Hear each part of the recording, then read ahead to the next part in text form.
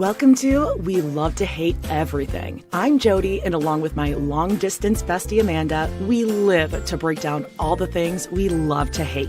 Each week, we scour TV, TikTok, and pop culture and deliver you our unfiltered, snarky takes on everything. Take a moment to subscribe on YouTube so you catch all our live streams and shows, and follow the links in the banner to subscribe to our free weekly podcast and 2 Patreon shows, We Love to Hate TV and Total Request Podcast, where you request the shows and we break them down. Once subscribed, you have instant access to our massive library of hundreds of past shows and recaps. We promise you'll love it. And listen, we're all friends here, so let us hear from you in the comments. We love getting to know you, and we hope you enjoy the show. All right, let's go.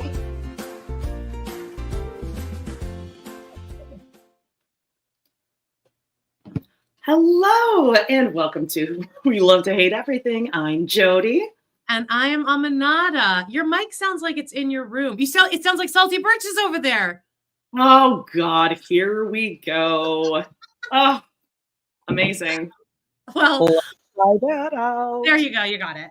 You know. What the world? Okay, Friday, am I right? Here we go. Fridays, are we right? Welcome to Browntown. Thank you guys for joining us.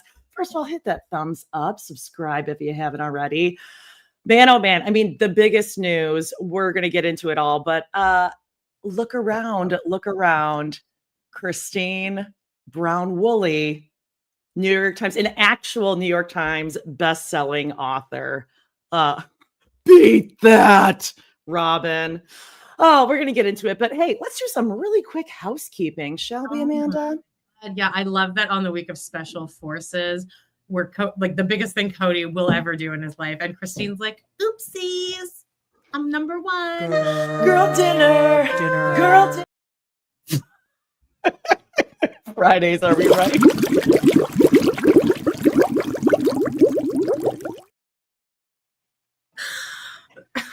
All right, what we got coming up here? Hey, we got a big week. I mean, things are only going up from here. Check out our girl dinner. Speaking of girl dinner, memories of 9/11. That's not a joke. Listener mailbag, voicemails, everyone sharing their memories of. And actually, that was a really good episode. And we are respectful. It really was interesting to kind of, I mean, the span of ages of everyone is wild. I love it. On a lighter note, season 14, episode 4 of Sister Wives over on Patreon. 4 wives, 1 house.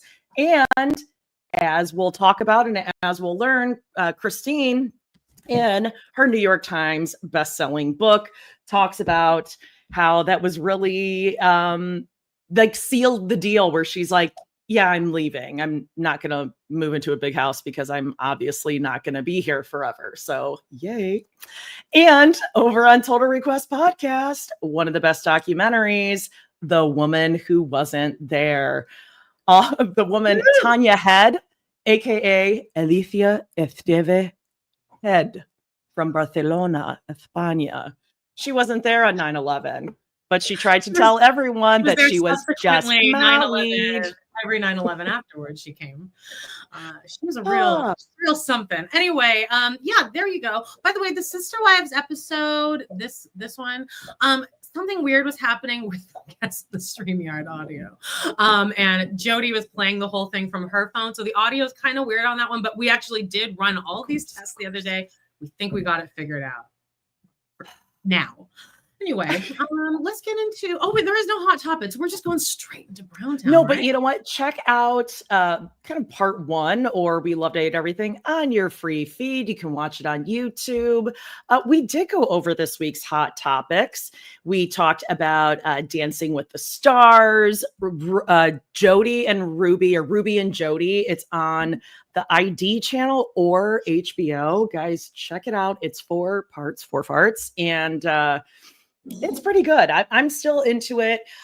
Bachelor in Paradise. I know me and like 3 other people actually kept watching, and I'll fill you in on the big finish. I think there's another Love is Blind coming too, by the way. Ooh, you know what? I didn't get into the Love is Blind UK. I just couldn't really get into it, but okay, I'll be into it. All right.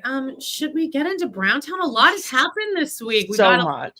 Tony's really starting to claw his way up through the, algorithm. Browntown. Everything's waiting for Pooh.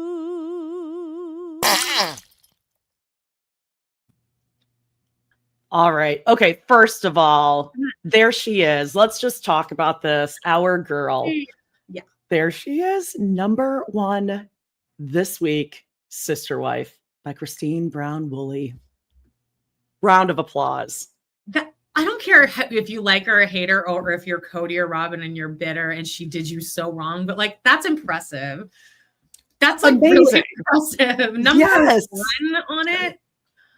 And now I wonder if that opens the door for like another book, which kind of scares me because it could be like a newlywed's guide to dating, a divorcees finding love again, or it'll be like she'll go into the fiction genre and it'll be some sort of orcs and shit. Yeah, and I feel like she would go more like a romance, or like a prose, maybe some slam poetry. Or Janelle can write a book. Mary's God, I'm gonna write one because I'm above it. Oh, we'll get into that because Meri was really on one this week, and God, Meri, shut up! You had us for 2 months. Yeah, well, not even. Like she was really on top for a while, and now she's just worthying all the way down. Oh, that's a good idea. Heather Smith says cookbook. Sure, fine. Just keep the money rolling in, Christine. Sure. I do. I love that for her. Should we kind of talk about Meri? Something about Meri, huh? There's something about Meri. Yeah, exactly. Meri would totally put cum in her hair by accident. And she would laugh. Oh, the laughter.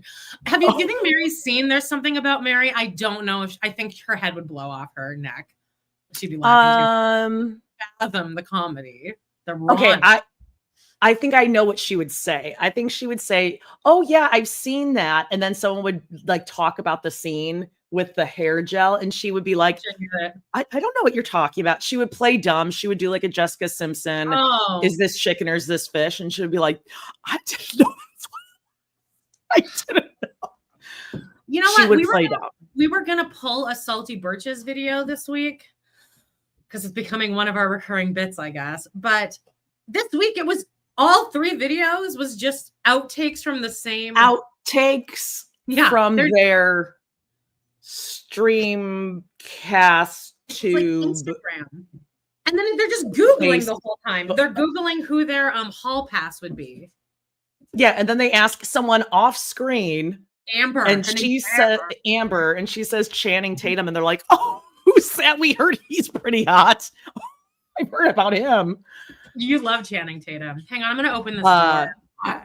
Okay, well, I'll talk about Channing Tatum if you want to bring Channing into the chat. Go ahead, flame me, but I think he is absolutely ugly. I don't get it. I think he looks like prehistoric man. He is like, on that evolutionary thing from like upright ape to human. He's like third one in of like 9. I don't get it. He's got like his eyes are way too close together. Now, I'm not saying I'm, amazing and beautiful, but I'm not out there claiming to be and stripping down. And he's just kind of a butterface. Sorry about it. I don't think about him at all. Don Draper. Thank you. Oh, I love that. Bravo. Okay, Meri though. Yeah. You guys, I switched up my weed, so I'm like kind of right now. All right, here we go. Well, that's okay. Meri's gonna ground you. She's gonna really bring you in here because she's been listening to some Mel Robbins on TikTok exclusively, I am sure, because there's no way Meri is actually sitting down and taking in an entire podcast or TED Talk or anything like that. But she really is she starts to mimic just the way that Mel Robbins speaks. And Janelle also does this too. And actually, so do all these MLMs where they'll just throw in like a right. They're like, you really have to stand in your power, right? And when you're looking at your supportive team, those are the people who love you most, right? It's like this Janelle weird does a lot of- manipulative. Janelle does a lot of, you know what I mean? You know, So let's check out Meri's hot tips for worthing up this week. by the shall way, we? the comments on Meri's video generally lean pretty positive. You guys are a cut up, you and Jen. Oh, I can't take you two anywhere. But all the TikTok people are a lot meaner, and they're like, they're like, people are having, what is this? Like, this is a direct response to Christine's book. I'm sure that Meri doesn't look good in the book. So let's see what Meri has to say about it. I thought you were going to play it. Oh, okay. I'm working on right now of unlearning or accepting is just because somebody is family or just because somebody's been a friend that has been in my life for a really long amount of time doesn't mean that they have to always be in my life. There were so many years that I was like, we got to focus on this relationship. We got to focus on this marriage, this friendship, whatever, just because it's always been there. I see value to it, so it has to be. And it doesn't have to be. My path is not going to align with everybody's path for my whole life. You kind of have to like figure out who those people are and what their purpose is in your life, and then be okay with them leaving or be okay with you leaving, because you get to step away too. You know, it's not all controlled by the other person. You get to control your life too. So one of the things. She is infuriating. Yeah, she's starting to do the TikTok. I hate people are starting to talk like this with their finger. No one talked like this before they were doing the TikTok. Same nails right now. Did you go to Bass Lake? Chrome. Yeah. No, but I went to Devil's Lake. Devil's Lake. We talked about it on this week's Hot Topics. I went to Fish Creek. I was like, wait, Meri. Okay, I love how Meri's acting like it was her choice to step away from the family. I'm like, yes. You're figuring out what the family did to you. Yeah, 10, 15 years ago. You're the third of third. You're the third of third to leave. Okay, like Christine left first. You copied Christine. Christine and Janelle paved the way. You would have been there forever. And she's and you get to leave too. Okay. And interesting, Meri, like she's trying to pretend like she's talking around everything, but what she's talking about is explicitly her experience with Kody and Robin and Christine and Janelle. And she's acting like it's not. Yeah. Well, I think she's talking about how also she's making it seem like she's walking away from, I think she is kind of addressing Christine in a way. Like, well, now that I've read the book, it's time for me to break away from Christine. And I'm like, all of them walked away from you because you're a toxic energy in their life years ago. And it's so annoying that she's acting like she's the one initiating this separation. Yeah, she's worthying up because she's worth it. And no one can tell her what she can do and can't do in her life. Well, she is busy working on her new, her big investment that we watched 2 whole seasons of her dealing with, Lizzie's Heritage Inn. Even though Lizzie's Heritage Inn is temporarily closed for renovations, the heart of our team is still wide open, and today we are celebrating each other. We took the day to trade in our work shoes for e-bikes. Sure. And share some well-earned laughs, fresh air, and great company. A huge shout out to our amazing team and fearless leadership. It's the people behind the scenes that make this place feel like home. We can't wait to welcome you back soon. Let's see what these hashtags are. Hashtag boss and employee day. But it's her with like her 3 friends. Yeah. Like us going out and you writing hashtag boss and employee day. Yeah. Yeah. And I mean, I don't know about you guys, but I heard that those Parowan bike tours are lit. They have city bikes in Parowan? Yeah. It kicks off at Larry's Heritage Inn. That's what we're calling it from now on. Larry's. Hashtag renovation mode. Hashtag work hard, play hard. Oh, and then somebody wrote, play hard on an electric bike where you literally don't even have to fucking pedal. Play hard. Somebody wrote, when will you be open again? When you be open again, they actually wrote. And then Lizzie's Heritage wrote, hi, at this time, we do not have a reopen date. We will update this page when we have that information available. Really? Huh.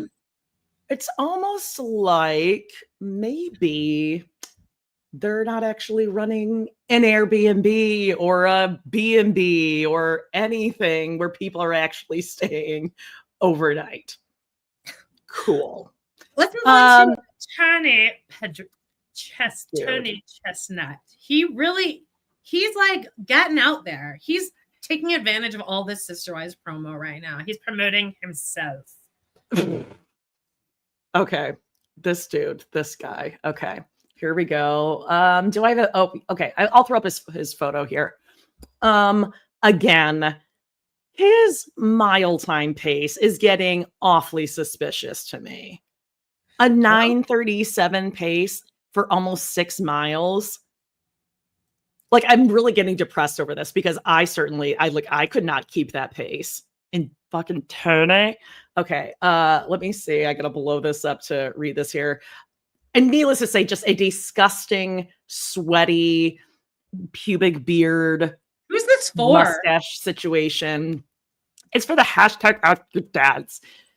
Slowly but surely, I'm getting just a little faster. High fives. Can confirm music helps break PB better than audiobooks. What's Is that? that? Personal best. I think personal best. Yeah. I'm not in the industry, so I didn't know that.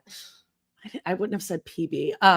For the distance, though, THO. Audiobooks are still king. Hashtag active dad. Hashtag running. Hashtag husband. Hashtag active living. But then you guys, he and Mykelti are so funny together. And we're best friends.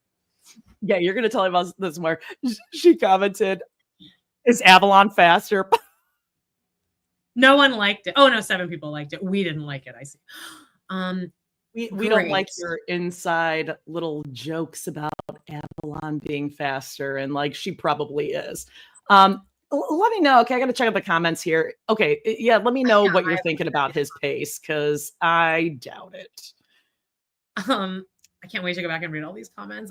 Okay, he also Zuleska sent this to me, and I don't know what this is. I guess it seems like it's some kind of a trend that Tony and Mykelti are doing. And like, they're like, Tony's acting in it. And like, it's so like upsetting. Here it is. He went to the Robin Brown School of Acting. Oh my God. It's 35 seconds. It's going to feel like 3.5 minutes, but here we go.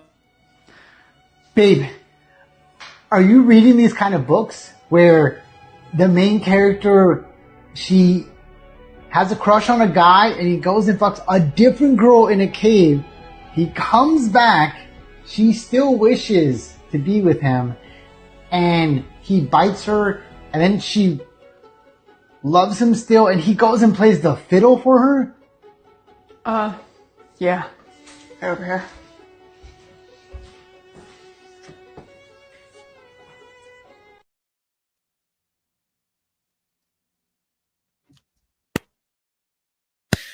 How many takes do you think they did of that? Oh, hopefully one too many. I think what they're trying to do, like I've seen TikToks where it's like a bookstore where someone comes in, they're like, "Oh, do you have a great book about warlocks and whatever?" And they're like, "Oh yeah, over here." But what, like, this was oddly specific.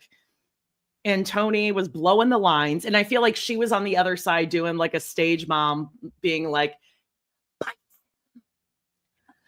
Yeah, he could not. He was scrambling to get some of those words there. That Babe, do you know the book where there's a guy and he bites her?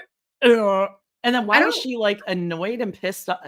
It's all bad. I don't like that he said that he fucks this girl, because I don't like imagining Tony like fucking using that word. Yeah, like while he's fucking, because Tony thinks he fucks and he absolutely doesn't. It's too casual. It's too casual of a word for him to be throwing around. Like he can't throw that around casually. No. Like, you're not cool enough to be using that word. Gross. Okay, let's see what else. Any other Tony and Mykelti? Was there? Oh no, you have a Paedon. Do you want to throw Paedon in? Oh yeah, you know what? Let's The catch up with kids. Paedon because you guys. Kids out of the I way. mean, he is his mother's son. He's He's also I mean, all over the TikTok. he got his comedy chops from Meri. Right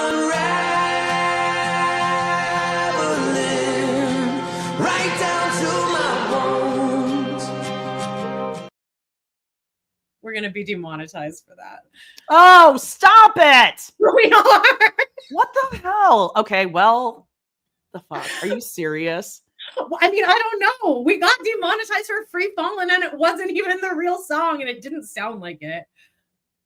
Well, I don't know what that. Okay, well, whatever. I'll fix it. Point being, Paedon's getting too thirsty again on TikTok for me. Like it's getting really like inappropriate that he's like jumping on his mom's popularity and being like, well, I want to be an author now too. She loves illustrators. Like, she talks about him so positively in the book, which I mean, obviously that's her son, but like it seems like he's her favorite. Really? That's what I got from it. I wonder what she will be like as a mother-in-law to a daughter-in-law. I think she'll be great. I think she's I got to don't know know with that Paedon though. Going to put up with Paedon is going to be, and Paedon's going to date someone like a Plath girlfriend. I think that's who Paedon wants. Or he wants. Wait, isn't his type like? He'll go for like a Tegan. Well, that's what I mean. That's who I think would date him, but he likes goth chicks. But I feel like goth chicks are too like I don't think a goth chick is opinionated. Yeah. Powerful as a person. So that's it for the kids this week. But he's also doing a lot of other content. Like he did some live where he said that like he hasn't talked to Kody since the funeral, and I'm not going to talk about the funeral because it didn't go as well as it could have, but it didn't go as bad as it could have. But that's all I'm going to say about that. Oh, wait, hold on. This just in. Meri did an interview with a huge podcast with a broadcasting couple. Hold on. Let's see. What does your life look like? After you've been married for over 30 years, you've shared your husband with sister wives, and you've done it all in front of the world. How much do you think the multiple spouses were the thing that played into you all's dynamic? And if the other spouses weren't there, could you and your husband have lived happily ever after? Are you actually dating in a relationship right now? Would you describe the life you lived in terms of the one you grew up in and the one you chose at 19? Was that cult-like?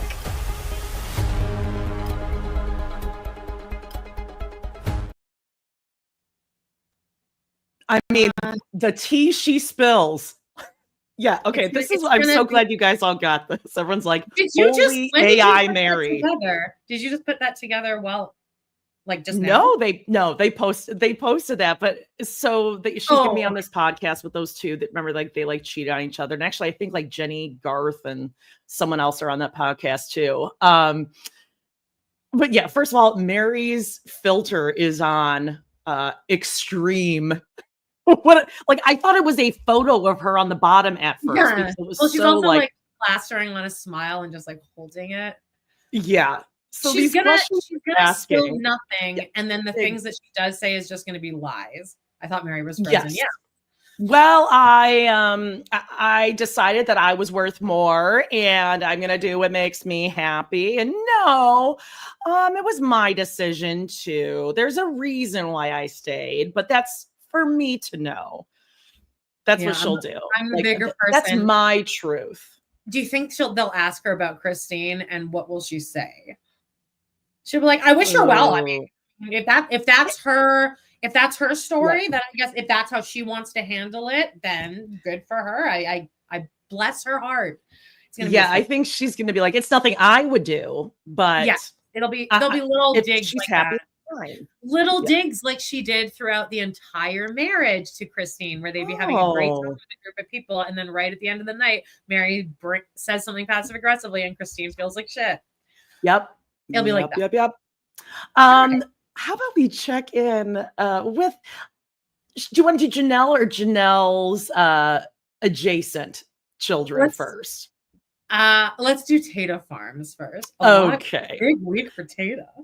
Big week for Tata Farms. I'm not going to play the other video because it's about 4 seconds and it's just like a banjo. But apparently a front loader, maybe it's a excavator, rolled onto the land for literally 4 seconds, and it says big things happening.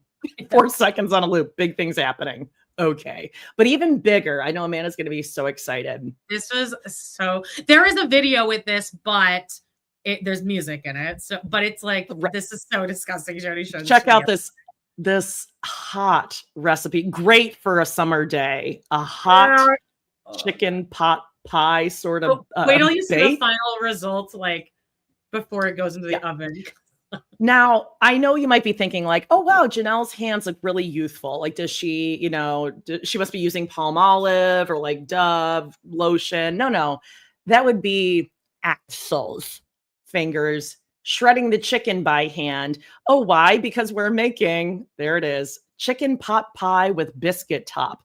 I'll tell you what the ingredients are: butter, a shallot, celery, onion, carrot, shredded chicken, and garlic salt. That's the secret ingredient. Then you throw biscuit stuff on top, and Amanda, look at that. And you have a 7-year-old pat it down with his bare hands. Yep. He was rubbing that turkey on Thanksgiving too, remember? Loves massaging a turkey. He did like a rub, turkey rub. So yeah. Gross. Boogers akimbo. A booger bake is basically what that is. Okay, yeah, I won't play that other like little Tata Farms thing because even though it is funny, it's a funny video because it's so short and she put a song in it, but they just clip. It's just so it's like ding ding ding boom, ding ding ding boom, and just go check it out. What else is our girl up to? Well, our girl's on a cruise, and here the first picture she posted, the most classic Janelle post ever. Whales from inside the window on a cloudy, foggy day at sea, and you're not losing your eyesight out there if you're squinting. Whales. There's like nothing, and it's a real like. And I was looking, and like you can kind of see mild movement way out, but it's just so cute. It's just right, whale. What's too hard? Well, good. Janelle absolutely didn't see any whales that day, but they just like told her like, yeah, out there we did. And then she started getting kind of good at the picture taking. Like here's Endicott Arm and Dawes Glacier. This one. This is 3 pictures in a row. So the first one is the road, and it's a rainbow. That's what she's taking a picture of. Yeah. Okay. Driving on the Klondike Highway today, saw a rainbow that had both ends visible to us. And here's the second picture. Great. Then our girl, I mean, wearing the most perfect outfit on earth for this thing. Finding my goals. And she's doing putting that caption because that's exactly where I would too, right over my chest and belly. Finding my gold at the end of the rainbow. This is so cute. Robin loves doing this. They went to This is classic Janelle right here. Love how she's got her hair pulled up. She's got like a little French twist with a little clippy. And you were trying to do your hair in the clip yesterday, and it was hilarious. I've been all over TikTok. Okay, I'm on this TikTok algorithm where it's like, how to make your hair look like a more, voluminous ponytail or whatever. And so I got on this one where, here, like how you should put your hair in one of these like little clippy things, and one's like, you do one pony, then a topsy tail, and then you like do this up down thing. I did it, Amanda. It was like 2 neonatal thin pieces of hair, like sticking straight out. like that's definitely not how it looked on every other TikTok. But anyway, Janelle she whips it up. She loves a vest. I love a vest. Just a rolled up flannel. This is her best look. It's very sorry, I was just gonna say it's very oh my gosh, I'm blanking. What is her Barefoot Contessa? She's like She's our always barefoot had that contestant. energy. She's always had Ina energy. Okay, so Upside Down Forest, Glacier Gardens, Juno. And then the next one says, I wonder if we could do something like this at Tata. Well, that's one thing at a time here, Janelle. I think you could try to do that at Tata, Sure, but you I can don't do- think you try would anything. actually pull it off at Tata. This is way too like tropical, creative. Not seeing that happen. These are good. Those sunset from the boat last night. This picture I think is gorgeous. And the moon as we docked in Ketchikan this morning. This looks beautiful. Wow, Alaska. She has a man with her. You know what? An Alaskan man would be perfect for Janelle. He's an ice road trucker. He's busy like most of the year. She can travel, see all her kids, her grandkids. I love it. Like I'm sure like Axel loves tanks and trucks. Yeah. It'll be really good. She also posted for September 11th. It's still such a vivid memory being glued to the TV for hours and watching in disbelief and feeling like things would never be the same. You know what? Christine doesn't address 9/11 in her book. Kind of disappointing. She probably didn't get like good enough cable in the basement apartment. Oh, true. Meri probably had it up there. They probably had to like run it down through Meri's apartment, and Meri would like fucking turn it off and like unplug it and be like, I don't know. Meri, like 2 days later, was like, oh, I just never thought to tell you. Sorry. Because Meri would do that shit. Okay, let's move on to Kody and Special Forces. So a lot is coming out this week. It's a press tour, and one clip reel came out, and it's making me nervous because he's doing some stuff in this clip reel that looks like he makes it pretty far, and like I can't live in a world where he does well. Although I will say on his press tour, it does look like he's like kind of embarrassed and he's like super nervous. And I don't he's not acting like he's happy with how things went down. He's acting a little bashful, but I don't know if that's his play. You know what I mean? Because Kody sometimes does that where he's like, I'm a little boy, and he thinks it's kind of charming and stuff. So the reason there's chatter about the possibility of him making it far is because when they do these like this head on head or whatever, head to head challenge where they just basically beat the shit out of each other, it typically is like a little bit later in the season, like mid to late season. But that doesn't mean that that's when they're doing it this season, because they do always switch it up. They'll switch up the challenges, the order. Good. So there is a possibility. This one, to me, it looks like they're like dunking all their heads. That's definitely Kody. Like, I can't believe that he allowed this to happen. It's a man. Okay. So, but if you look at what everyone's wearing in this photo, everyone's wearing different stuff. So I feel like this might be the first day. Like they've just gotten there. And probably. They're just seeing how far they can push them. Yeah, because otherwise everyone's wearing like these tanks or they're wearing the full camo gear.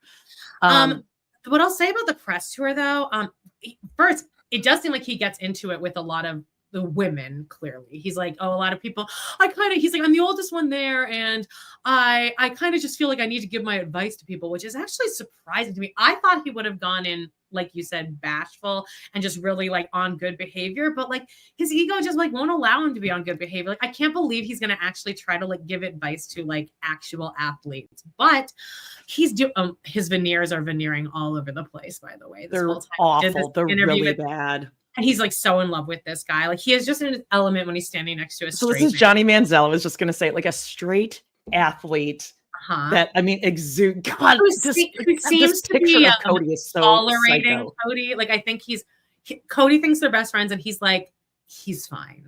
Like I have we went on the show together. We're best friends, basically. We're so much alike.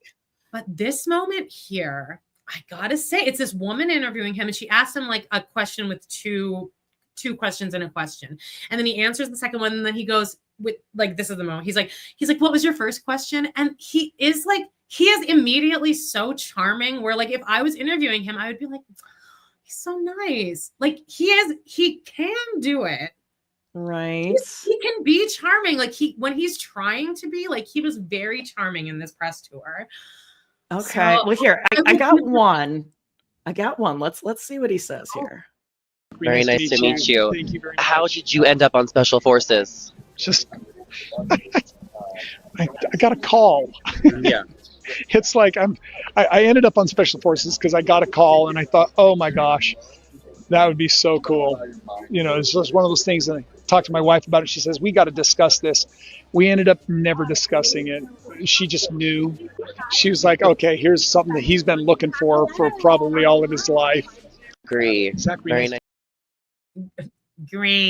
Great things. I saw that video and I saw in the comments somebody was like, he didn't even think of a few questions that people might ask. Like, how did you end up on Special Forces? Kody's like, whoa. Yeah. Again, I will stand by my hypothesis that he's not saying it here because he knows that the family would jump all over him. But I do think that once on the show, his backstory is going to be, my son was in the service. He, lost his life, but he's not saying it yet because they're like, oh, why did you come on? He's like, I got a call, different reasons. He's talking around it, but he's absolutely going to use it. Sam says this sounds like when he was asked back in 2010 why he was doing Sister Wives on the Today Show. Christine tells us in the book, Oprah, not a Kody Brown fan. He tried to make a jokey joke. You do not make a joke around Oprah. Whatever you do not. Then Robin looked at Oprah and thought, we're the same. Me and Oprah. Same. That's right. She's normal, just like us. Yeah. We've gone through the same amount of tribulation in our lives. Yeah. Yeah, that picture. So we had, we already had this one. Yeah, there's like little clips in these little junkets. And in every one of them, he looks, he's at the point where he's so nervous that he's coming across as somewhat likable because he's taken off guard. He doesn't have that like pre-planned thing. I think that's what you're finding as like relatable or something. It was just the flipper is throwing me off. The bashful little laugh he did that I gotta say, like I fell for it, like for a moment. Yeah. Also, we don't even need to read through these Instagram comments, but I just love it because he's again clearly being forced to every time a promo comes out, he has to repost it and leave the comments on, and he hates it. And every post is about Special Forces, and not a single comment has to do with Special Forces. It's like, so how come you kissed Robin when Christine was pregnant? Like, let's see. If you're bald, just be bald. This is a joke. Douche. Did you read the book yet, Kody? He's never done anything. He was doing laundry. There's a whole conversation in this one about what happened when Truly was like almost dying. Nothing has to do with wow. But I need to know what I need to know what you had to do at Robin's house while Truly was dying. He was washing. Christine said that in the book. I posted this 1 second. Everyone is just going back and forth on this shit. Oh, so funny. Couldn't go to your daughter's surgery because he couldn't leave his tenders. Don't get your pencil wet. Also, literally no one will try to hit on Robin while you're gone. Oh, God. That's bad. That's bad. Hey, Jacob wants to know, are you saying that you would have been a potential wife back in Kody's heyday? I don't want to be anyone's wife. Let's be clear. Yeah, but you know what? I'm pretty sure if you saw how he was spraying everyone with a hose after church. Kody, my masculine man. Speaking of which, let's move into Christine. Right? Or is there any more clips? Well, I mean, if you wanted to, just I was gonna play a little clip from TikTok, but now I'm afraid you will be able to find it on TikTok. It's a trend of moms. Of kids like posting their adult moms what they recorded on vacation, like on their phone, and it's accidental video clips. There's like photos of them just taking a picture from chin up. It's just very Janelle. It's funny. Yeah, hopefully like when Meri TikTok was trend. making that tribute to Logan video. What was her tribute to Logan? No, there was like when really? Logan goes away to college, Meri makes like that video with all the kids where they're all talking about Logan, and Madison's like, I was afraid of tornadoes. Whatever. But like Meri accidentally only pressed record when it was like not filming. Anyway, good time. They always do a great job with those going away parties. Yeah. They're always a lot of fun. The kids love it. Okay, well, Christine, let's do it. Do you want to change the background here? Maybe let's change the background when we actually start reading the book. I'm gonna close this. Okay. Well, I mean, first things first. Our confessions. I just went into our local Barnes and Noble and I signed copies of my book and I left them there. There's a nice sticker that says signed copy with B and N on it. Anyway, I brought a Sharpie just in case they had some, and they did. And they're right up there in the front behind the cash register.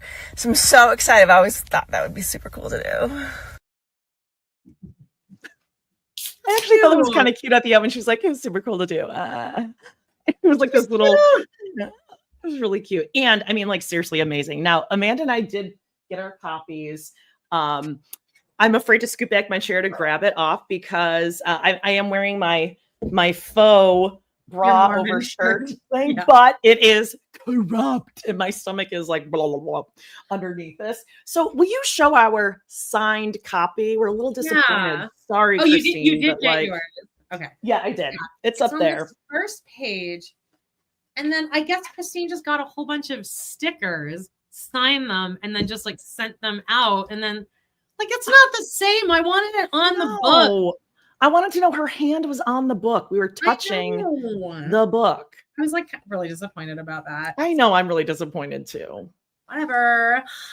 But we will be reading. We're gonna read the first little, not right now, but like we're gonna read the first little thing that's like daughter. So like the kind of the only semi-boring part of the book, although it is not boring. None of this book is boring. It is very important. And of course, I believe this was yesterday or like late on the 10th.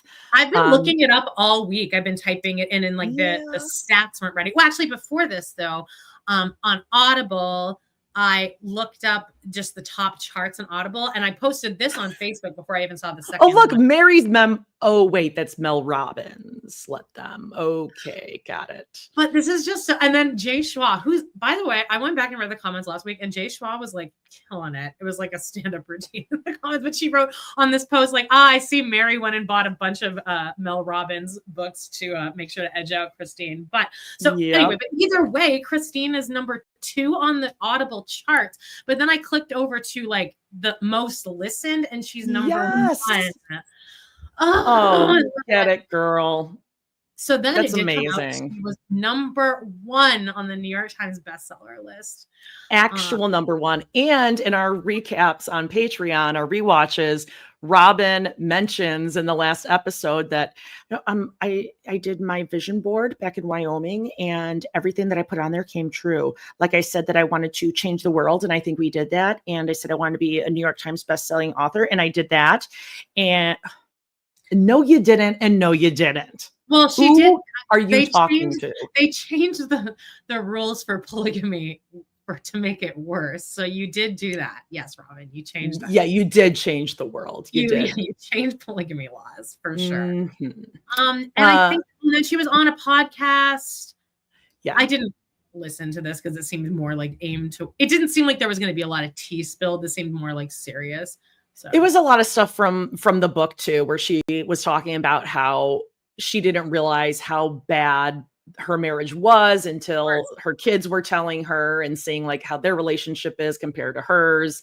And that her kids were like, yeah, we knew dad like wasn't treating you the way you were supposed to be treated. And that she felt really embarrassed by that. And I totally understand that where you're like, oh God, everyone else knew before me. Yeah, it's like awful. And like another thing, she's like, I saw that Tony and Mykelti were so happy. And I'm like, that's how bad her marriage to Kody was. But she looked at that. Yeah. Hey, babe, what's that book where the guy fucks that girl? She looked at that and was like, wow, that's what a real marriage should They got a spark. They got a spark. You can't deny it. Right. Should we get into the book though? Anyone else? Any final thoughts in the comments?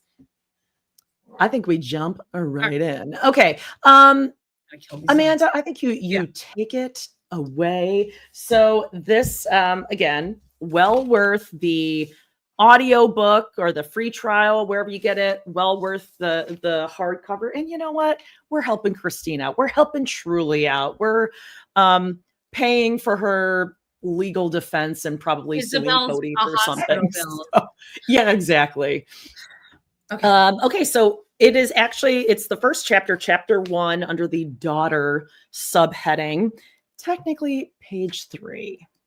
And this is a very short chapter. So there you go. It's fascinating right off the bat. We're gonna puff pass like we did before. So if I get a dog, I only have 2 dogs here today, and I'm like, I don't need an assistant for this one, and it's not working out good. So next week there will be an assistant the whole time. Okay. Amanda, you know what I want to say, but everyone's gonna get upset. Puff gas. Chapter 1. It feels better. Okay, here we go. Let's get into this Christine mindset. Until I was about 5, I was bald. I don't know why. So I wore a towel as a wig as a little girl. I'd imagine my hair flowed down my back in the most brilliant shade of yellow. Sunny, happy, beautiful. My favorite was the lemon-colored one because I knew princesses had yellow hair, and my daddy called me princess. He still does. Okay, well, she did say my daddy and not daddy. Hey, there you go. She probably, because there's an editor out there that's like, hey, it's like really unrelatable when you do it, and it doesn't hit the ear right. There is this bitch in the Midwest who won't fucking shut up about you saying daddy and mommy. So if you could please. I remember sitting in front of a mirror brushing my towel, and I remember it floating up and gently down behind me. Oh, I see. As I played on the swing set. It was hard to keep it on, especially on the swings, but I found ways to attach it to my head. Dad wondered why I was so into the towel, but that's just me. I chose as a young girl to be positive. Bald? Solution. Part of that was my upbringing. We didn't complain. That's typical of big families. You learn to deal because every boo-boo won't get a kiss. Mom won't always see who pinched you, and siblings tease you if you act like a baby Aurora and Brianna. Uh-huh. And Dayton and Ariel and Saul. I don't know why you always leave them out. Especially Dayton, actually. Thank you. Like, again, in the rewatches, I'm getting a little tired of Dayton just, floating under the radar. I'm not buying it. I could have moped and felt sorry for myself, or been a clown to get attention, or stewed and struck out in anger. Instead, I became a mediator, assessing everyone's emotions and working to keep things smooth. Oh, so a people pleaser. Yes, we can relate. Working on that myself. I decided, and it was a decision, that I preferred to be cheerful and positive. It feels better.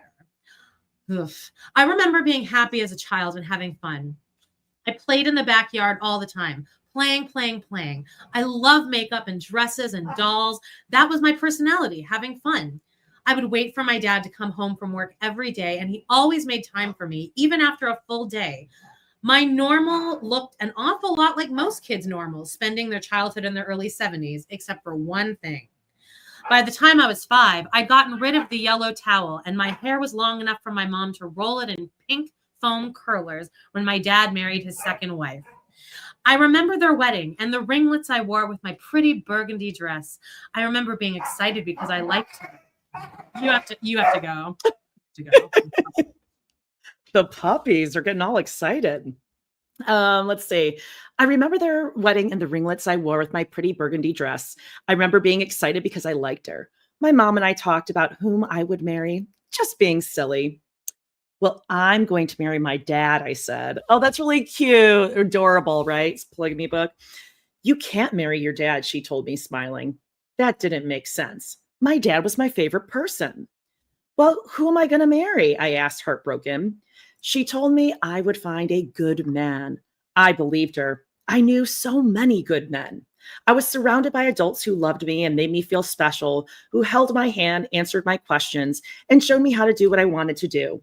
I would find someone who would adore me just the way they had, and whom I would adore back. Okay, now I do have to just point out here that that cannot be entirely true, because that just doesn't it just doesn't fly with her pattern of who she ends up with and how she interprets her relationship with Kody.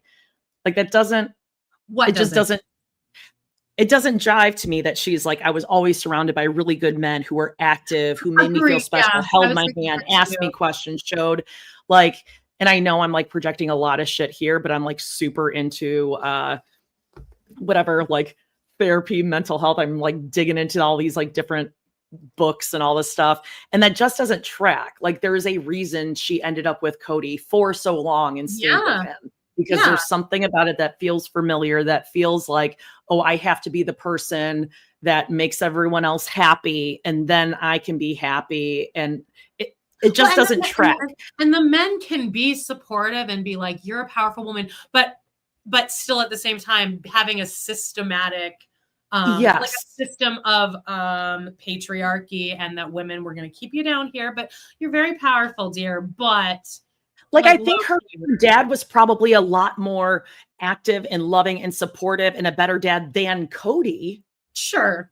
But I don't know. Like there's just something that doesn't seem to be tracking. I don't know. But also, I don't know if Rex doesn't seem to like Kody, because at the wedding he was like talking shit. And then also Kody was kind of it seemed like Kody wanted to keep her away from her family for sure, like definitely mom. But then later in the later seasons, like when they're during the pandemic and stuff, he's like, well, you can't. Her dad's sick, and he's like, well, you can't visit him anyway. So even if we'd moved to Utah, you wouldn't have been able to visit him. And that's when she like walks away, and she's like, you're not safe. Well, she also says in the book though that her mom and dad love Kody, and that Annie still likes Kody. I don't believe that at all. I know. Well, I mean, it's going back and forth. This is a good point. Brownie Townie 22 says, is she still protecting the men? And I do think that is it. Like,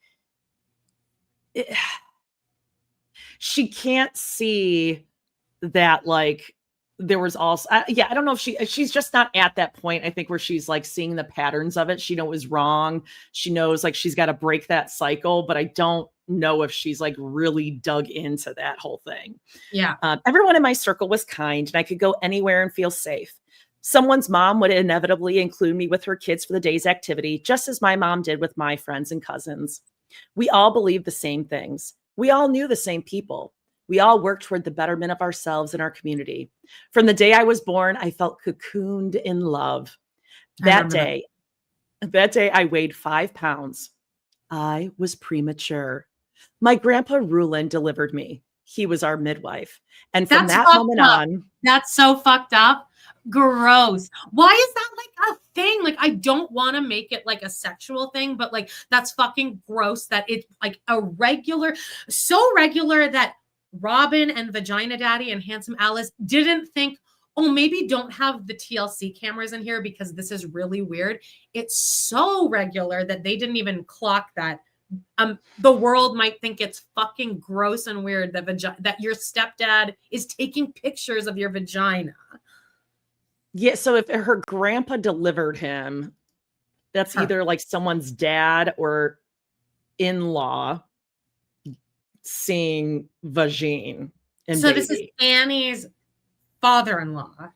Or father. It's her father-in-law, though. Ugh. I mean, okay, listen, maybe he was like a doctor or something, right? Like there's male OBGYNs that deliver all the time. The case, though. Okay. And from that moment on, all I felt from him was love. I think that's what she thinks happened, but I don't see that remotely being a possibility. Like I would love if one of you is like a therapist or psychologist or something, but I just don't see that being a possibility. I feel like Rulon probably, I feel like when you're high up in the church, that's one of the benefits is you get to go around and like be the midwife. Just reach in, pull things out of vaginas. Like, I'm sorry to be that crass, but like that's kind of what it comes down to. Well, Beakerface is saying like it, but it's okay because Rulon was a chiropractor. So I like, bet. Where did he study? Leah Messer's School of Excellences, the same place where Robin got Dayton actually diagnosed, because she never actually does say that they got him diagnosed. She said no, he did. We did all the tests, and he has Asperger's. As far as we know.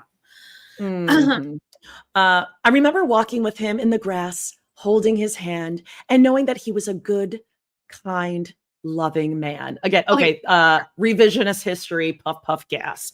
I thought that my grandpa, my dad's dad, was like, he was nice to all of the grandkids. We all thought he was so nice. And then like turns out he was a monster, this man. Because wait, so you mean like he could put on a good front? Yeah, for the young impressionable children. How weird. Wait, you mean just like Kody wasn't totally active in all the kids' lives? Because I saw him on a video. He's danced with them. He's walking on his knees like this.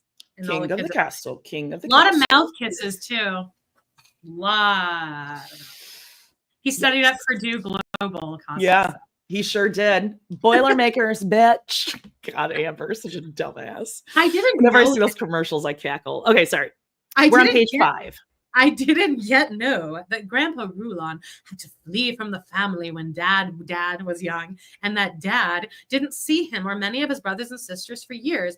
I didn't yet understand at age 5 that in our religion, a version of fundamentalist polygamous Mormon, we had to be careful that it was best to refer to children from another mother as cousins, to split up into smaller groups at the movie theater, and to not add dad's name to school documents. I didn't yet understand the darkness in our community or in that of other communities like ours. I didn't yet know just how far apart we stood from everybody else, from presidential orders to attack on compounds. Grandpa Rulon was murdered when I was 5. As usual, I sat on the porch one day waiting for my dad, and he got home early. I'm sure my first thought was that I would get to spend more time with him, but I remember that he looked so sad. I'm not sure I had ever seen him look like that before. Hey, Dad, I said, why are you home from work? They killed your grandpa, he said, obviously in shock. Another fundamental great thing to throw at a kid who's under 5. Right out of the gate. He's dead. Also, this makes sense now that all of her memories about her yellow towel, walking hand in hand, he was a kind, loving man. This was all pre-age 5. So I'm going to say that the memories, maybe, I don't want to say false memories, but like maybe we've added things to them to make them seem like a happier time than they really were. Sure. Or that them simply holding your hand and like coming around every once in a while is love. That's it. Like, that's what she's kind of proving. And that's how the Brown kids thought until they saw how he was with Robin and her kids, and they had something to actually compare it to. Right. Yeah. Mama Squirrel says, not traumatizing at all. Your dad coming home. He's dead. He killed your grandpa. Another fundamentalist church leader, a member of our family, had ordered his followers to kill my grandpa. I don't remember a funeral or the days that followed, just that my dad was sad. I would hear the family stories of trauma through the years, and they would become my own. But I would hold on to the feeling of being surrounded by love when I thought of Grandpa Rulon as a coping mechanism, I believe, probably, right? Yeah. In a way, I would follow in his footsteps. He had tried to tell the world about our church to bring safety to our community. But the threats to our group didn't always come from outside. Yikes. Right. Okay. I mean, again, I do think this is very important information, but again, you really got to like, I think she's got some more work to do. God love her, but like, this is a good point from Amanda Bett. She was trained from birth to accept bare minimum from men. Yeah, that's pretty smart, actually. But I don't think she's like gotten that. She's still like, I mean, they were really great men and everything. So I don't know why I ended up with Kody. And it's like, but maybe she does at the end of the book, right? We don't know. But it's not, I was just going to say, well, because men are nice to you at the beginning during the love bombing stage, but he didn't even love bomb her at all. He was mean and cruel and hurtful to her from day one. But like that neglect, when you don't see that you've experienced neglect and feeling unimportant and secondary, that's why you end up in that, because like that is just so normal for you that anything other than that feels like, okay, stalker, like what is going on? Sure. But it is interesting that she still is not seeing that like in her past. She's seeing it with Kody. She'll get there, but maybe I don't know. Not. She'll live in ignorant bliss. All right, we're on chapter 2 now. That's okay. You want to do chapter 2? Yeah, we're gonna do this section up to, right? Oh, okay. Okay. I thought we'd go into until the wife part. Oh, okay. Until sister, which is page 30. Oh, wow. Let's just keep going and see how far. Okay, let's do it. Okay, you watch comments and I'll jump in. Chapter 2, I said 2. Okay. That's not us. When my parents decided to send us to public school after years of homeschooling, my older siblings and me, it felt like magic. More kids equals more friends to play with. Ugh. But instead of a new playground's worth of kids to bring out my inner extrovert, my personality shifted. I had been carefree. Nothing in my life was hard. Everything had been good. She sounds real annoying, by the way. Like, okay, Pollyanna with your towel on your head, princess. But as the day grew closer, my parents sat all of us, my older brother, me, my sister, and my sister from my other mom, down in the living room. What followed was one of the most traumatizing conversations of my life. It didn't match up with anything I had learned to that point, and it terrified me. Look, they told us, if the authorities find out your dad lives plural marriage, he's going to be thrown in jail and you're never going to see him again. That's gonna get you. Whoa. I was heading into 3rd grade. I just wanted to play. My concept of jail was so vague. It didn't seem good, and I didn't understand what my dad had done wrong. I knew I didn't want to lose him. Public school changed everything. I could no longer refer to Danielle as my sister. I had to fudge relationships. Fudge, she said fudge. Maybe my sister became my cousin when we were at school. I definitely couldn't say I had another mom, though today, I suppose if I said I had 2 moms, no one would think twice about it. But my other mom, my mom's sister wife, couldn't put my dad's name on her kids' birth certificates. So it looked as if the father was unknown. And my dad couldn't come to our school functions because it wasn't fair for him to come to my school plays. Do you think that the dad's not being on the birth certificates? I know that like they say that it's so they don't figure out you're polygamous, but I wonder if a lot of that is to maintain control over the women, where if the women leave, they won't have to give them child support. Probably. That's what it is. I don't know why I asked. Well, it's probably that, and I could be wrong, but like benefits wise, if you're like a single mom, not having support. True. Oh, welfare fraud. Kind of like the Davises. Kind of like the Davises maybe do, but he's just home thinking. He's an intellectual. Learning. And my dad couldn't come to our school functions because it wasn't fair for him to come to my school plays, but not attend Danielle's chorus concert because someone might figure out we had different mothers. No, I'll tell you, your dad figured out that going to these school functions sucks. Yeah. So he's like, I mean, I can't go to yours, and then I'll go. So I'm just not going to go to Why anyone. not go to both? Oh, because people might see me at both and assume that I'm there for different children. Yeah, or I don't want to listen to little Susie's violin concerto, and I don't even know her. I mean, been there. Okay, puff gas. That's when I started to fear the outside world and everybody in it. Teachers would ask me questions and I would freeze up. I developed a lisp. They brought me in for counseling for the lisp, but how could I speak properly if I couldn't speak my own truth? At home, I focused on fun and youth activities at church. There, I was popular. I knew everybody. At public schools, I didn't join any clubs. I didn't play sports. I had to live 2 lives. It was almost as if I had a split personality. We learned a song in primary school. My teacher told me I should never tell a lie because a lie will bring you trouble by and by. And I think, except you do have to lie sometimes. People would ask what religion I was, and I was so afraid to answer that question. I was supposed to simply say I was Mormon without mentioning the polygamous part. But what if they asked what ward I was in? The whole state of Utah is set up on a ward system. If you grew up anywhere else, it's bizarre. But in Utah, each neighborhood has its own ward, which is sort of a church. Wards are squat brick buildings, but there's no cross between Mormons and but there's no cross because Mormons don't understand why you would celebrate the vehicle by which Christ died. Mormons believe some of the same things as Christ that other Christians believe, that he performed miracles, that he's the Son of God, that he died on the cross for our sins and was reborn. But they believe there was another prophet, Joseph Smith, and another holy book, the Book of Mormon. The LDS temple, the big white building with the angel on top, is for special occasions like weddings, but for everyday religious functions, Mormons go to their wards. Okay, that was a lot. backstory. Just tell your kids we're in Ward 6. And you just all say that. Again, this goes to the whole thing that I don't know if Christine's gotten to, but it's this like upbringing will just train you to be like, as long as you present to everyone else that everything is fine, then like keep all of our secrets. It's just keep the secret, put on a good front for everyone. And if you tell the truth to people, you're going to ruin this family. Daddy's going to prison. Do you want your dad to go to prison, Christine? I mean, which again, like Chris, you got to see that was a fault of your family. And I guess she does say like, yeah, this is a cult, but like she does say it eventually.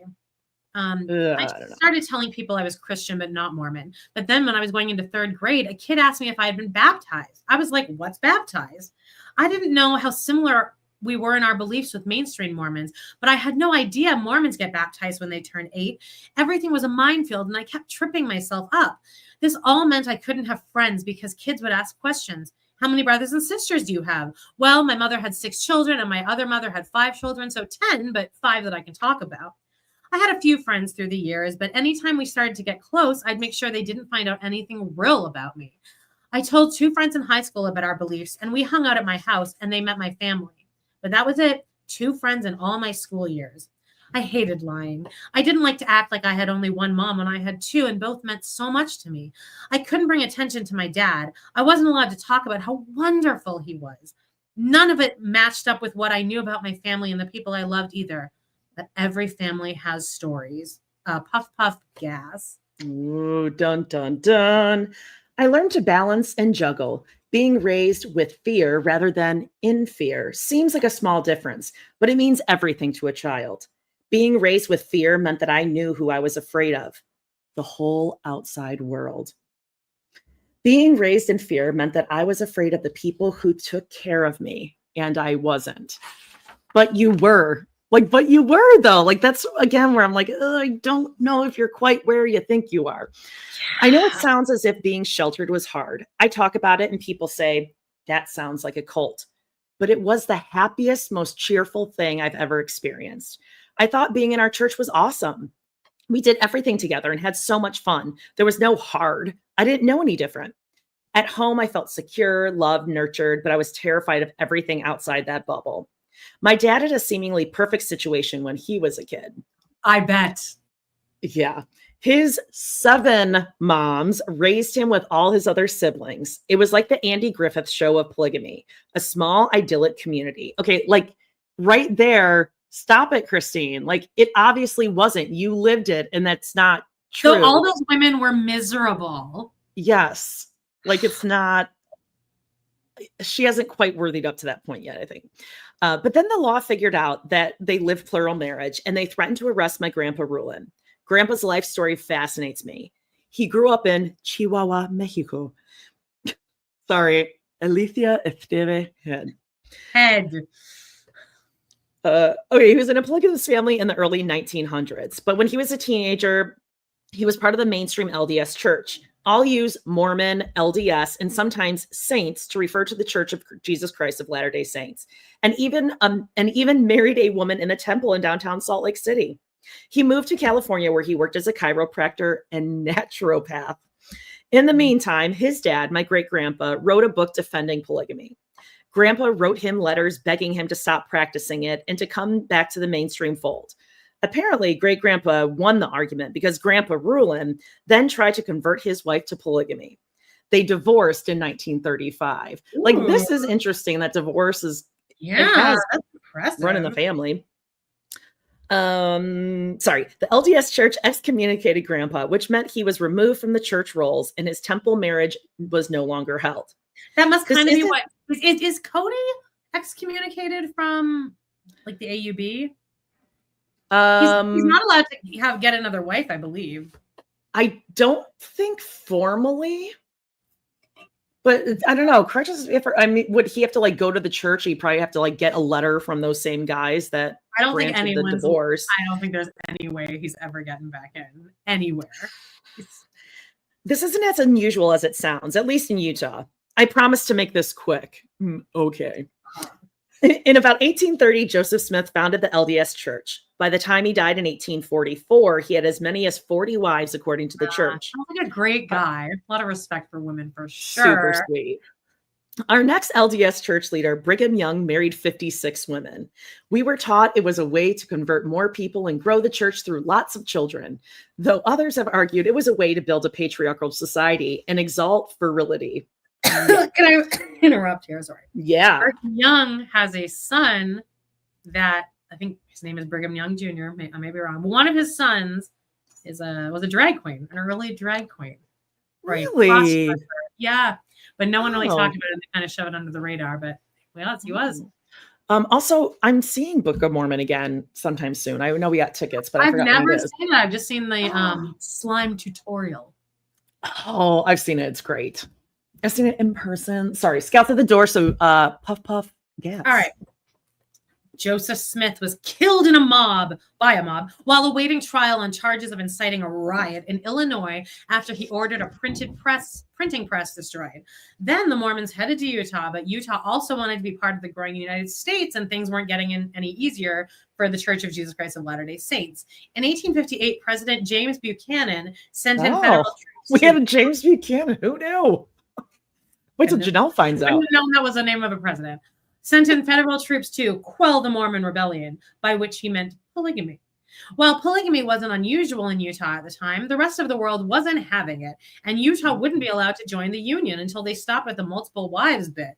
In 1890, church president and prophet Wilford Woodruff, who had 10 wives himself, issued a manifesto denouncing polygamy after receiving a message from the Lord. Some polygamous Mormons thought it was all a bit too convenient. The United States makes polygamy illegal. Utah wants to become a state. The prophet receives a revelation that polygamy is wrong. So many Mormons continued the practice in secret because they had been taught until that point that God wanted them to be polygamous and that they couldn't earn their true place in heaven without the practice. All of which brings us to today. There are several sects of fundamentalist polygamy Mormons. The fundamentalists you've undoubtedly heard of often live in extreme poverty, with the moms and their families getting government subsidies, wearing clothes. Oh, like you guys. Yeah, like all of you in the first season. Right. Wearing clothes out of Little House on the Prairie and having a history of abuse and incest. The Kingstons made wasn't Jolene from there, or Colleen? Colleen. And having a history of abuse and incest. Kingstons made the news after a 1999 court case in which a teenage girl who didn't want to be her uncle's 15th spiritual wife went to the police because she wanted to finish fucking high school. This led to David Ortel. Did you say finish fucking high school? Yeah. Because this led to David Ortel Kingston spending 4 years in jail after being found guilty for having sex with a 16-year-old niece. And Warren Jeffs is in jail for life for sexually assaulting a 12-year-old girl and a 15-year-old girl that he had claimed as spiritual brides. It's cute. That's not us. It's not us. No. Although Aurora's sitting on Kody's lap real quick into meeting him.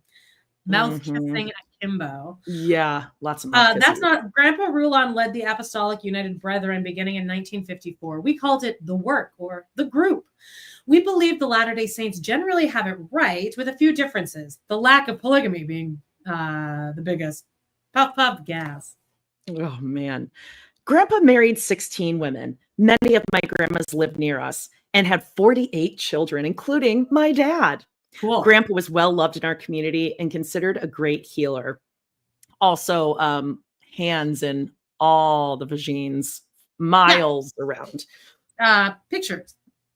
For later. But every few years, the law would come after Grandpa for being a polygamist. That damn law. They're so mean, the lawmen.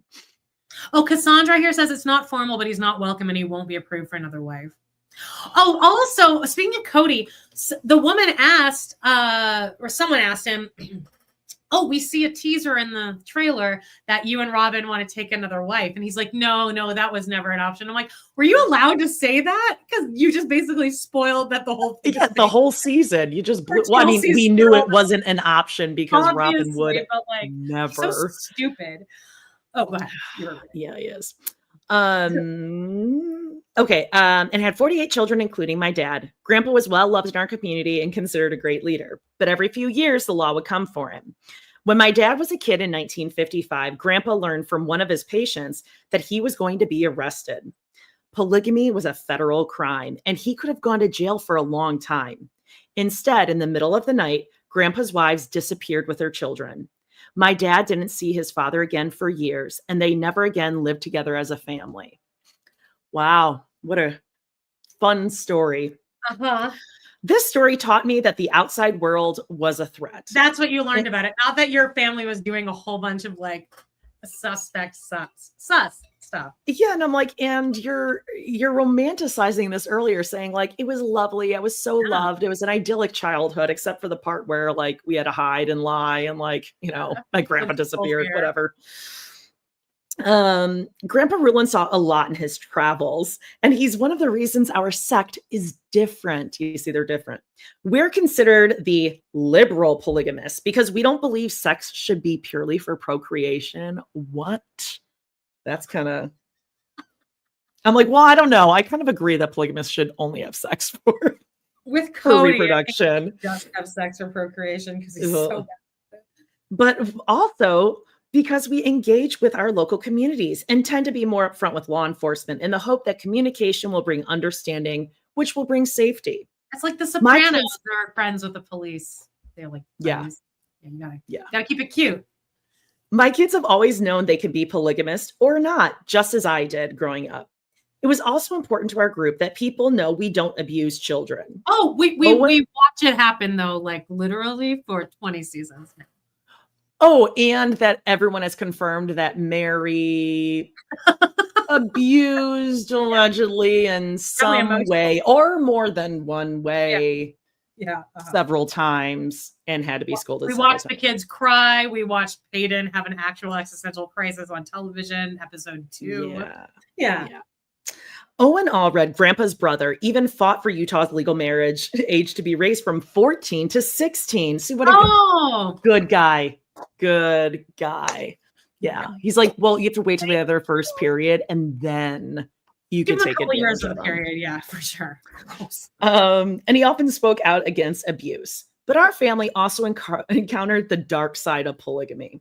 No way. My mom's mom, Grandma Anna, married Florin LeBaron soon after meeting him. Okay, I'm already like over Florin LeBaron, like based on his name. Florin's name.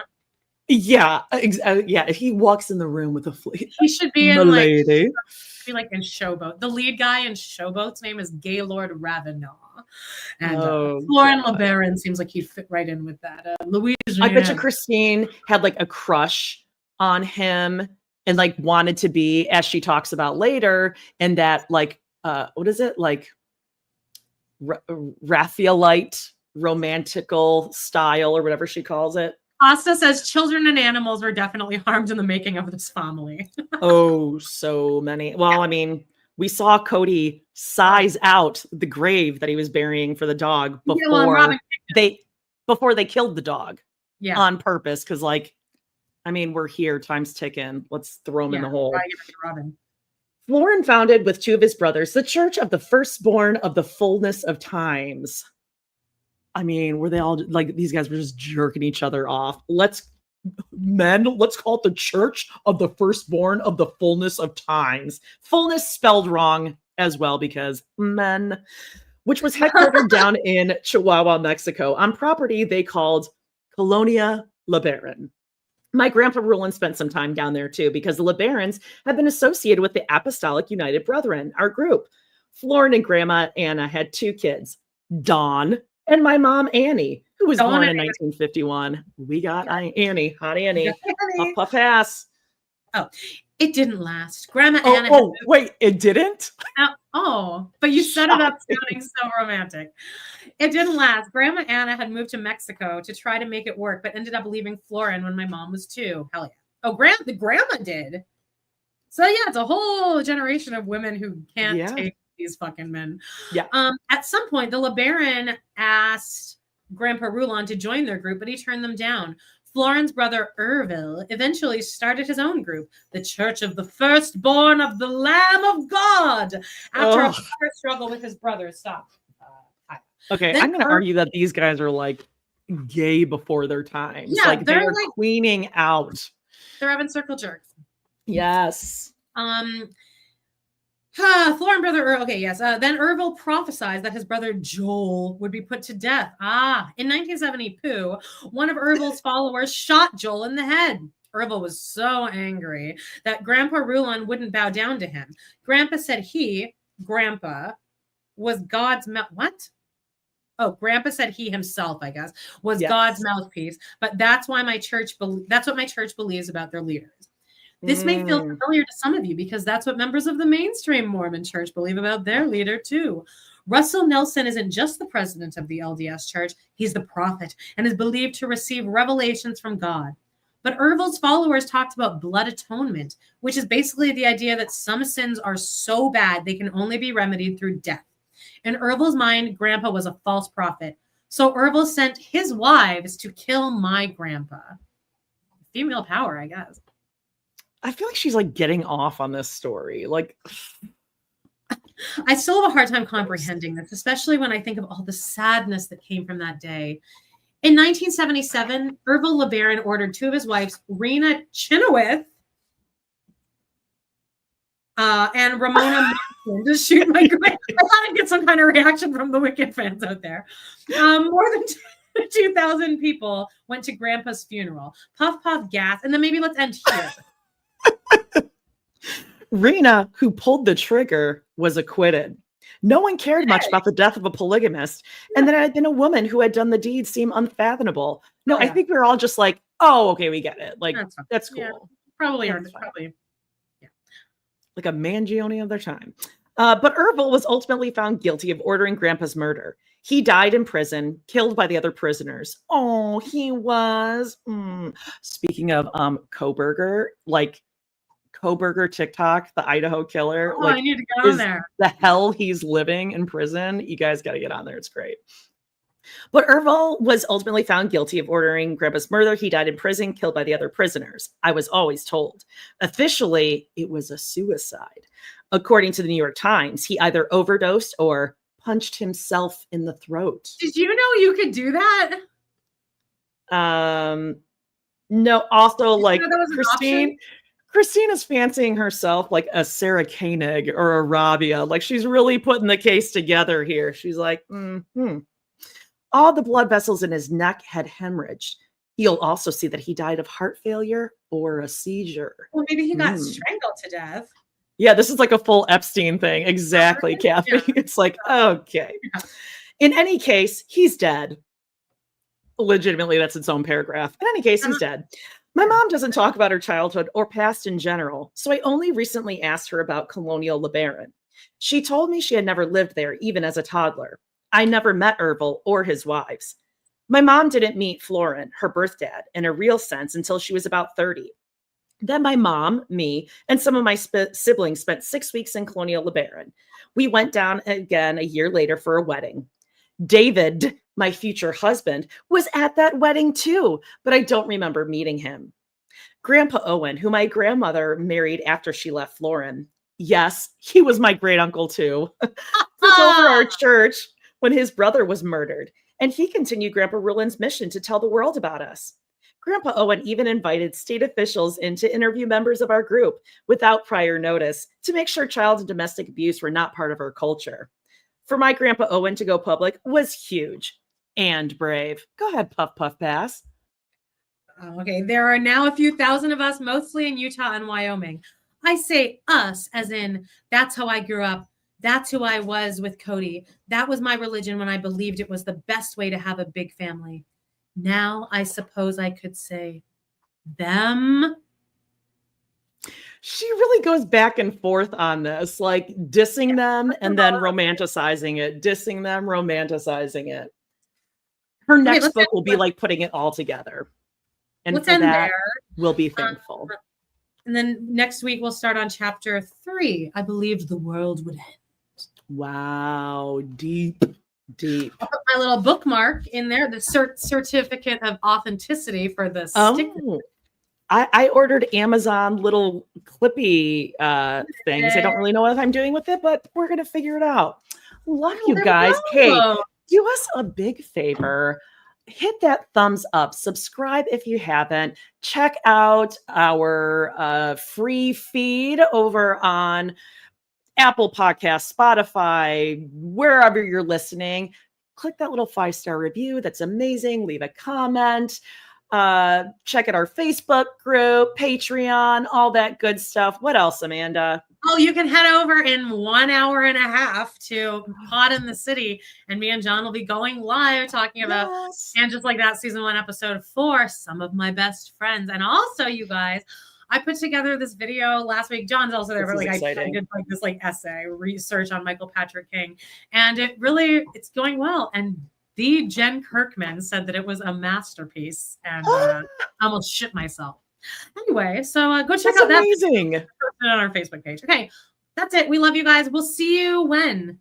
Next Friday. But then after that, I believe on the 30th, we're also going to be doing Tuesdays, where we're just going to be doing the watch-alongs. Yep, doing watch-alongs. So we'll be live twice a week, and we're still putting stuff out every single day. So check that out. And we love you guys. Yeah, that's it. You guys are all adults. Bye. Bye. Bye.